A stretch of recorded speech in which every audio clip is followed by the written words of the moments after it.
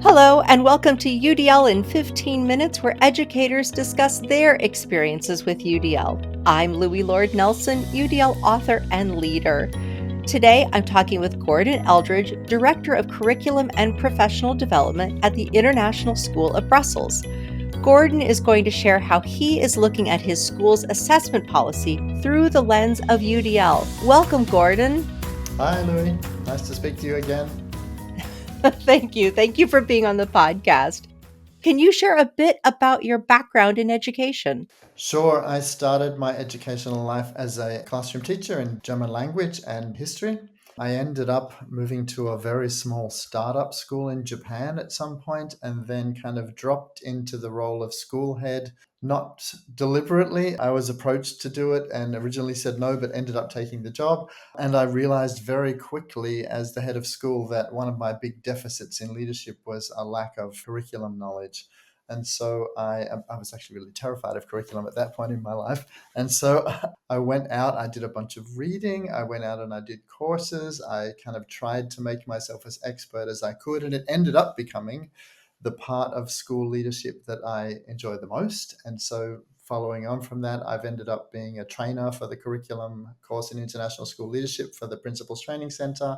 And when I left the job of head of school, I took a job as curriculum director at the International School of Brussels. So now my job is only curriculum. And that's where I've stayed ever since. I've been there for 18 years now. Wow. Oh my gosh. So the thing that scared you the most is where you've ended up. That's lovely. Yeah, indeed. Indeed. That's a that's a true growth story right there. So when did you become interested in UDL and what compelled you to apply it? UDL is one of those things you kind of always hear about. Like if you're in the world of schools, people talk about it, people talk about how good it is. I kind of did a little bit of investigation and looked at it. And inherently, it's very appealing, of course, right? Because you plan up front, you still do differentiation later, but you've built in so many things up front that allow for students to access the learning. But every time I kind of looked at that page, saw all those bullets, I was like, I kind of just shelved it to another time.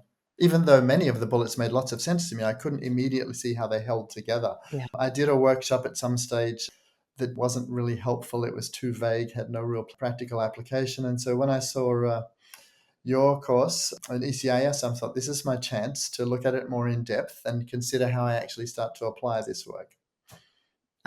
Okay. So you really took the deep dive into the pool because, like, as you said, that we met during that ECIS UDL certification course.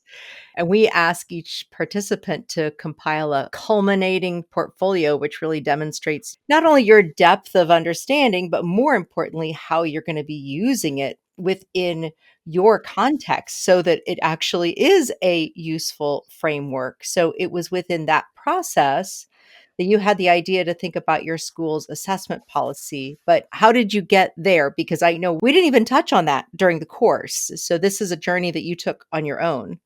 Yeah, well, I guess I was trying to approach the course from my own current needs as a director of curriculum. And so, like, as you mentioned, the portfolio, and I certainly did some portfolio artifacts that were based around my own classroom teaching and that applied it within the classroom.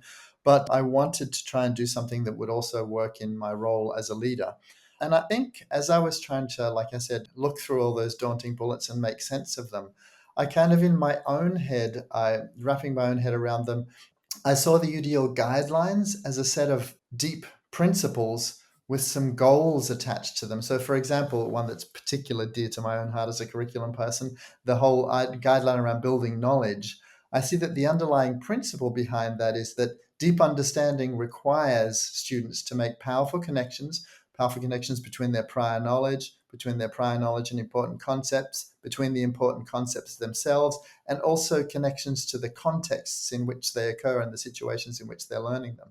So I see that as like a principle that underlines that whole building knowledge piece. Then I can see all the bullets underneath it as a set of goals to sort of put that principle into practice.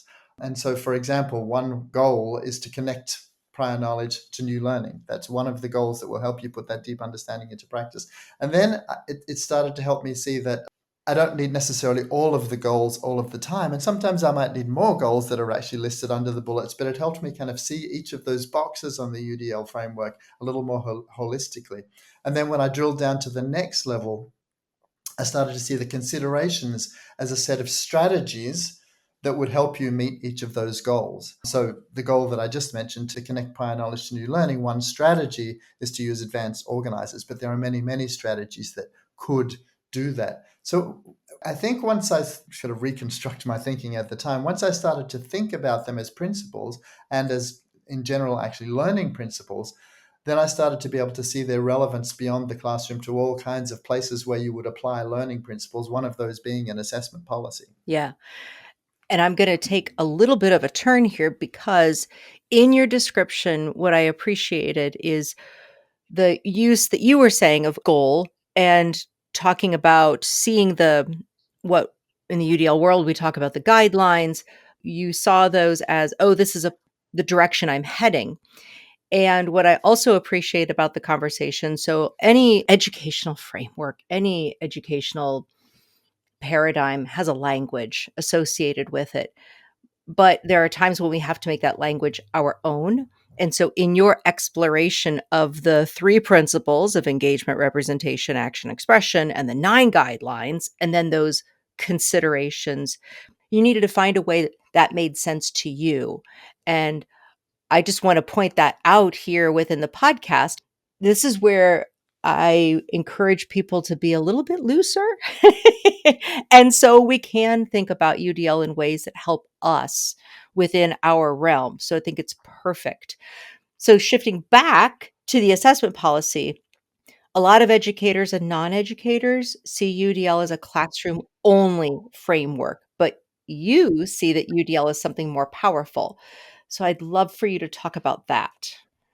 As I said, like I started to see it as like the underpinning piece behind each one of the guidelines as being sort of a principle that described important sort of facets of learning with those goals and strategies attached. And as you said, like I really needed to make that language my own because that's the way I describe other pieces of my work. I talk about the difference between principles and rules and those kind of things. So that was a really helpful sort of move for me.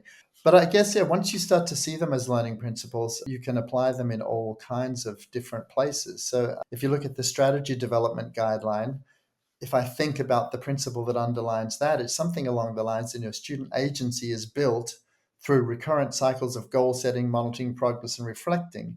And the foundations of those cycles is a flexible repertoire of strategies. So if I want to, as a goal, enhance the capacity of students to monitor progress, then I can create a recording checklist as a strategy, all kinds of things to do that.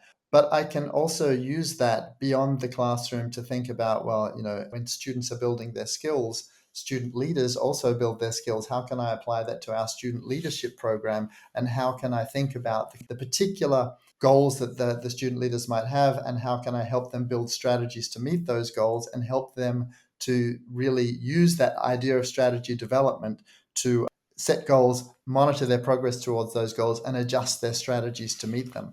And I started to see sort of all kinds of different places where these UDL guidelines could morph out of the classroom into other areas of the school. Yeah, yeah. I also want to ask a question about as a curriculum director and as you're looking at the curriculum and helping other classroom educators, because you are also teaching courses, but to see the inherent flexibility in the curriculum, because sometimes educators can look at a curriculum and think, oh, I have to teach this. And then possibly in their mind, they think, oh, I have to teach it in this way. And then, of course, a tenet of UDL is flexibility. So, what kind of conversations or what kind of guidance do you offer to other teachers to help them see the flexibility within the curriculum? That's a really interesting question, Louis. And I think it depends a little bit on the way schools define curriculum as such and the level to which the teachers are given that flexibility. So at ISB, we sort of think of curriculum as the top level stuff, the set of standards and benchmarks that every student is expected to achieve. And we see the next level down, whether those are put into unit plans as being very much a teacher responsibility. And teams will do that, or sometimes individual teachers will do that. But we really understand that if you're going to get your class of students to meet those standards and benchmarks, you're doing it in the context of you as a teacher in the context of a different class of students every year that all have different needs. And so we realized that at that level of curriculum, the unit plan, and very particularly the lesson plan, it has to be how you're going to best work towards achieving those learning targets with your students in that moment, given the context you're in. Lovely. So then if we go back up to that top part, standards and the benchmarks, this is where you're stopping and pausing and saying, as our standards and benchmarks are currently written, how do they allow for the inherent flexibility of UDL? Am I correct? Yes, indeed, that's true. Yeah. So, one of the things that's not necessarily easy to do, but that I think is really important, is that we make it a very strong distinction in curriculum learning targets between what is meant to be understanding, what's meant to be knowledge, what's meant to be skills, and what's meant to be dispositions. Because if we go back to the example I mentioned earlier, the knowledge building idea, and we understand that deep understanding is built from the smaller pieces of knowledge and the concepts, then we need to identify the bigger pieces of understanding as the major targets that we'll take our students towards.